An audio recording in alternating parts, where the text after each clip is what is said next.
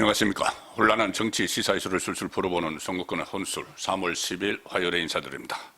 자, 이란 사태, 중동 전쟁이 점차 확전되고 있죠. 그 여파가 우리나라에 직격탄으로 다가오고 있습니다. 경제 분야, 안보 분야 두 가지로 나눠볼 수 있는데, 경제 분야에서는 이 유가, 기름값이 크게 폭등하면서 물가 전반에 영향을 미치고 있습니다. 그리고 주식시장, 코스피가 롤러코스터를 타는 롤러코스피, 그런 말까지 나올 정도로 변동성이 아주 심해서 자칫 개미 투자자들이 큰 피해를 입을 수도 있다는 우려가 나오고 있고, 자, 환율 폭등으로 무역에 상당히 차질을 빚는 그런 상황도 계속 이어지고 있습니다. 그 외에 안보 분야도 심각한 우려가 제기가 되고 있죠. 일단 전략자산, 주한미군의 전략자산이 빠져나가면서 중동으로 배치가 되고 있다는 보도가 잇따르고 있습니다. 지금 미국이 트럼프가 지상군 투입도 준비를 하고 있기 때문에 주한미군도 빠져나갈 수 있다. 병력이 실제로 빠져나가서 다시 돌아오지 않는, 그게 문제죠. 2004년에 이라크 전쟁이 발발했을 때 주한미군의 이사단 중에서 1개 여단 한 3,800명 정도가 파병이 됐는데, 병력을 빼내서 그쪽 이라크로 보냈는데 전쟁이 끝나도 돌아오지 않았습니다. 그래서 한 4,000명 가까이가 주한미군이 자연 감축이 됐다, 그런 말이 나왔죠. 그런데 이번에도 역시 주한미군이 빠져나가면 돌아오지 않을 경우에 상당히 좀 그 안보 체제에 그 영향을 미칠 수밖에 없는 상황입니다. 가뜩이나 지금 주한미군 감축 이야기가 나오고 있고 실제 일부는 빠졌다는 보도까지 있었죠. 지난 대선 무렵만 해도 그때 월스트리트 저널이 보도를 한 내용이 있습니다. 미국 정부가 주한미군 28,500명 가운데 4,500명 정도를 일단 미국령 감을 비롯한 인도 태평양 내 다른 지역으로 이전하는 방안을 검토하고 있다. 자, 이런 보도까지 나왔던 상황이죠. 자, 그래서 이 복귀를, 만약에 주한미군이 다시 가서 복귀를 하지 않으면은 그 자연 감축이 되는, 그러면 우리 안보 태세에 상당한 영향을 미칠 수밖에 없는 상황이 되는 것이죠. 그리고 지금 만약에 지상군이 빠져나가면은 그때 이라크에 갔을 때 3,800명이 갔을 때처럼 어떤 뭐 탱크나 또 장갑차 같은 이런 무기들도 같이 나가기 때문에 이것이 자연 감축이 되는 그런 효과가 나타납니다. 자, 이 상황에서 지금 계속 그 미군 대형 수송기들이 오산기지에 이례적으로 기착을 해 있다. 그리고 그런 것들이 포착되면서 주한미군 전력 차출 가능성이 제기가 됐는데, 실제로 그것이 사실이었다는 것이 미국 언론의 발표, 그리고 이재명이 조금 전에 확인을 했습니다. 이재명이 처음으로 주한미군 전력이 빠져나간다는 것을 확인을 했는데 아무런 대책이 없다, 이런 식으로 정말 무책임한 발언을 해서 정말 불안감을 더 키우는 상황이 되고 있습니다.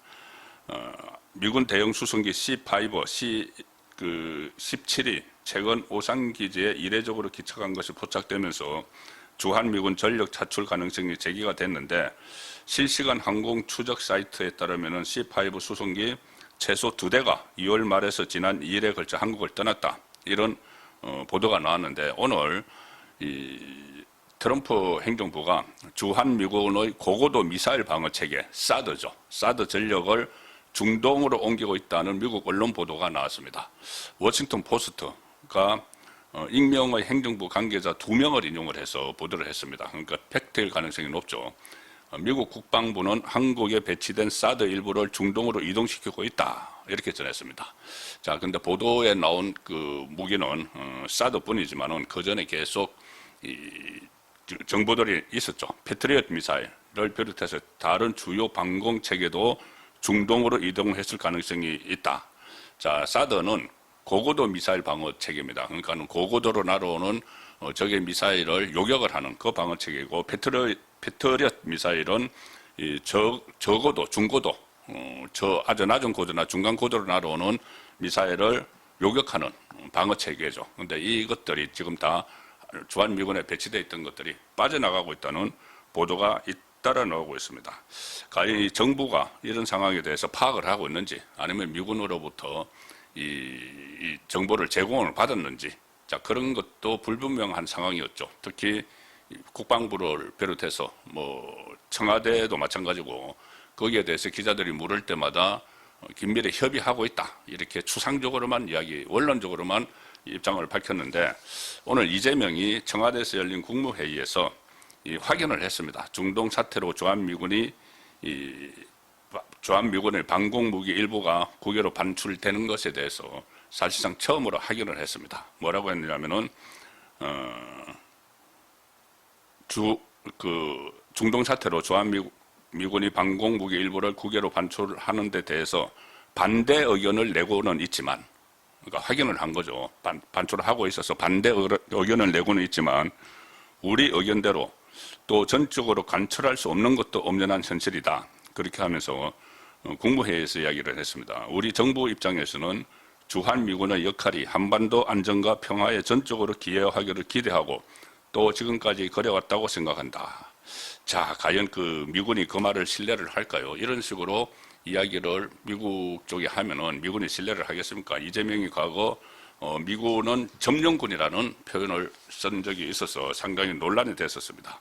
2021년 7월 1일에 안동 264 문화관에서 이렇게 말을 했었습니다. 당시 이재명 경기도지사가 친일 세력들이 미국 점령군, 미 점령군과 합작해서 지배 체제를 그대로 유지를 했었다. 깨끗하게 나라가 출발되지 못해서 264 시인 같은 경우도 독립운동하다가 옥사하셨다. 뭐 이런 식으로 이야기를 했는데 친일 세력들이 미 점령군과 합작해서 8.15가 있고 나서 국내에 있는 친일 세력들이 미 점령군, 그러니까 미군이 주도를 했는데 그것을 점령군이라고 표현을 했습니다. 그런데 이런 것들이 계속 지금 지난 대선 때도 논란이 되고 다 국민도 알고 미국도 알고 있는 상황이죠. 그리고 그것뿐이 아니고 주한미군을 점령군이라고 했을 뿐만 아니고 한미일 연합군사훈련을 극단적 친일 행위다 이렇게 매도를 했고 대선 때도 사드 지금 재배치를 하고 있는 사드의 한반도 전개 배치에 대해서 반대한다. 그 입장도 다 밝혔습니다. 자, 그런 그 인물이 지금 집권을 해서 우리 정부 입장에서는 주한미군의 역할이 한반도 안정과 평화에 전적으로 기여하기를 기대하고 지금까지 그래왔다. 이렇게 하면 그 말이 과연 신뢰가 있을 것인가 의문이 드는 것이고 또 이렇게 이야기를 했습니다. 이재명이 상황의 전개에 따라서 또 주한미군이 자국의 군사적 필요에 따라서 일부 방공무기를 반출하는 것에 대해 우리는 반대 의견을 내고는 있다. 그런데 우리 의견대로 또 전적으로 간출할 수 없는 것도 엄연한 현실이다. 자, 얼마나 강력하게 이 문제에 대해서 또 정교하게 이게 한반도의 안보에 위협이 있다는 그 상황들을 적극 설명하고 관철시키도록 미군을 상대로 노력을 하고 있는지 의문입니다.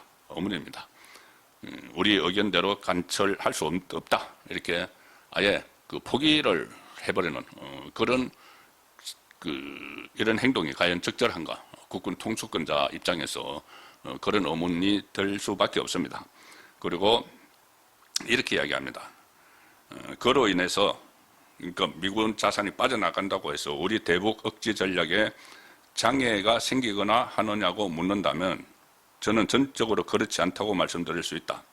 우리의 국방비 부담 수준이나 방위산업 발전 정도, 국제적 군사력 순위 등 객관적 상황을 고려하면 국가 방위에 대해 우려할 상황이 전혀 아니다. 자, 과연 그럴까요? 기존의 국방력이라면은 뭐 그렇게 말을 할 수도 있습니다. 그런데 지금 이재명 정부 들어서서 완전히 국방 체계를 흔들어 버렸죠. 내란몰이를 하면서 군을 완전히 흔들어 버렸고 그래서 군 지휘 체계가 완전히 바뀌어 있는 상태입니다. 심지어 뭐 드론사령부를 해체를 한다. 드론사령부가 북한에 대한 여러 가지 어떤 정보 수집 활동을 하는 그런 기구 성격이 강한데 그때 뭐 윤석열 대통령이 북한을 자극하기 위해서 뭐 드론을 띄웠다. 뭐 그런 식으로 해서 그 김용대 드론사령부 사령관을 또 불러서 구속시키려고 막 하기도 했었죠. 그 특검에서.